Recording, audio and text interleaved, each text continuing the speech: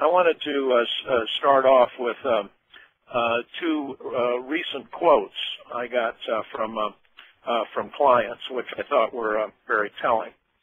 The first one: we finished that project 2 years ago, but it still can't go into production because it still has too many bugs. And the other quote that I got was, this system is 20 years old now, and we've just about gotten all the bugs out. Now, maybe let me connect the dots with why that directly impacts the problems we have modernizing our applications. Because where do bugs ultimately come from when we're writing new code? It comes, they come arguably from the complexity of the business logic that we're trying to reproduce. And I think of it in terms of order of magnitude of the amount of code we have. You know, people sometimes disparage lines of code as a metric. I'm sure, Michael, you're probably cringing at my using it, but nevertheless, it's the one metric everyone understands. But I'm not interested in lines of code per se, but in the volume of code. So when I look at a site that has 10,000 lines of code, I said, look, there's nothing for you to worry about. You'll be able to take care of this, no problem. Just go ahead.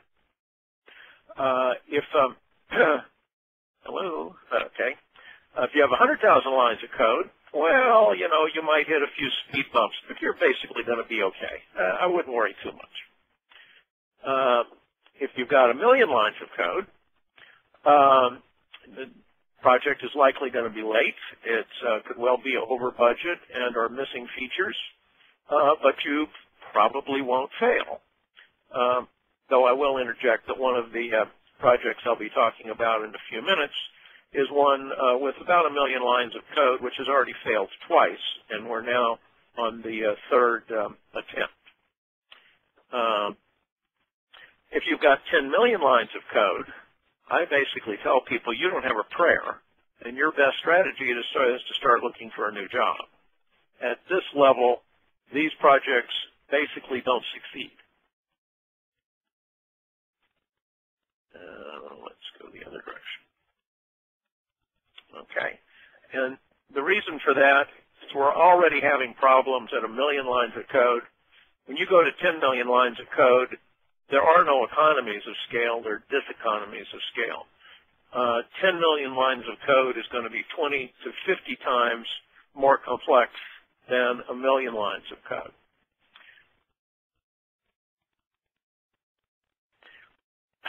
Why do projects fail? It's not because of the technology itself.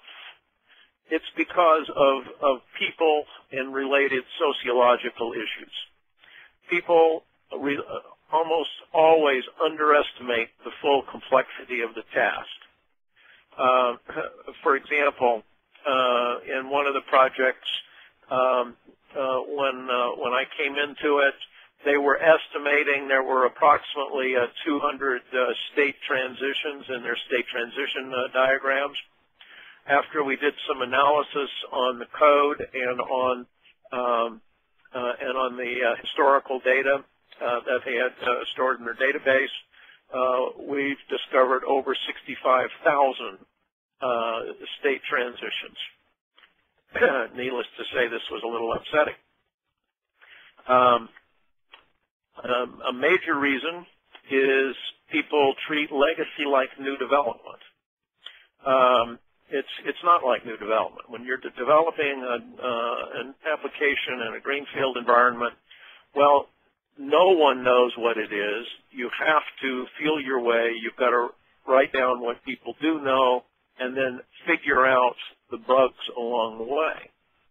But when you have a legacy application, just like that 20-year quote, well, after 20 or 30 years, people mostly have gotten the bugs out. And so do you want to go through that 20-year-long learning curve again, or do you want to get it right the first time? Following right along from treating legacy like new development is that people will throw away their greatest asset.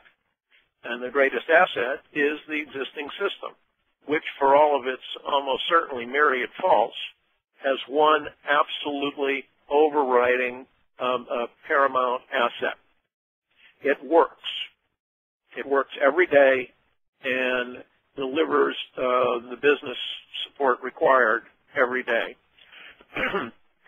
And finally, I run into this frequently. People who do not have a track record of delivering projects on time, on budget, will nevertheless insist that this time will be different.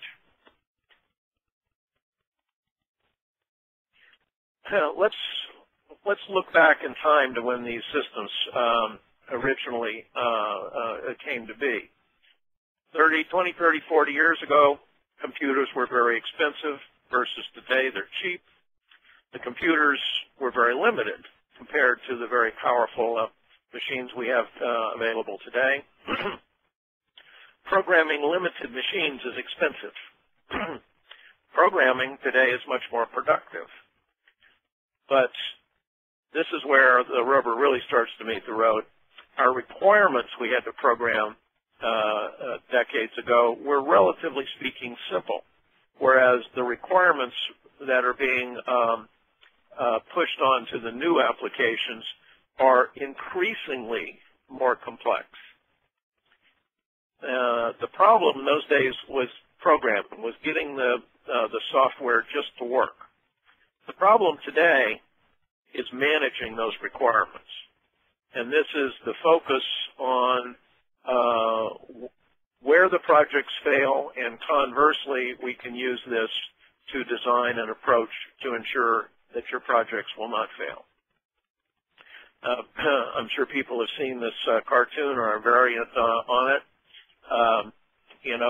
What the user asked for, how the analyst saw it, how the system was designed as the programmer wrote it, what the user really wanted, and how it actually works at the end of the day. All of this myriad miscommunication, whereas people think they're communicating. But ultimately, all of this underlies what I refer to as the requirements fallacy. We all start out believing that the business owners and the subject matter experts actually understand the system, and they can provide requirements and business rules. The problem is that people can't provide what they don't know. I was sitting through a fascinating presentation on how to facilitate agile development, and which is something I support for greenfield development quite significantly. How to elicit requirements as the project proceeds. And after the presentation, I was chit-chatting with the consultant who come in, and I said, well, I'd like you to answer one question for me. How do you get those requirements to emerge from people who don't know them in order to respond to you? And I didn't get an answer to that question. In fact, I'm not sure that there really is an answer other than possibly in what we're going to talk about today. The reality is, once you're up to 1 million lines of code or more, no one understands all of the system. If you're lucky, you'll get 50%. And even then, some of what you get is going to be wrong. So the business problem